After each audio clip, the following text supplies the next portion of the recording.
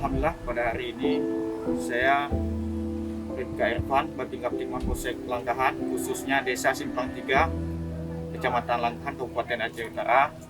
Kita sebagai Babin Kaptipmas sering melakukan door-to-door system, yaitu datang ke rumah masyarakat dari satu rumah ke rumah yang lain. Apalagi di COVID-19 ini, saya prihatin melihat kondisi Ibu Mariani, seorang janda yang mempunyai 4 anak dan 3 anak sedang menuntut ilmu di pesantren. Apalagi keadaan beliau yang sedang jualan dan sepi, bisa diakibatkan karena tidak mempunyai modal usaha.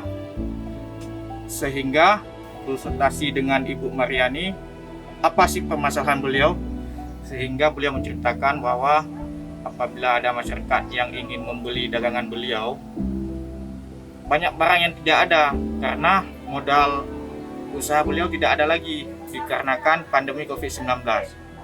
Sehingga saya punya ide, apa salahnya sih saya menyisihkan gaji sebulan saya untuk membantu Ibu Mariani. Alhamdulillah, dengan saya berkoordinasi dengan perangkat desa maupun kepala desa, sehingga saya membantu modal usaha kepada Ibu Mariani sebesar 5 juta rupiah, sehingga dengan adanya modal usaha ini bisa meningkatkan pendapatan Ibu Mariani selama COVID-19.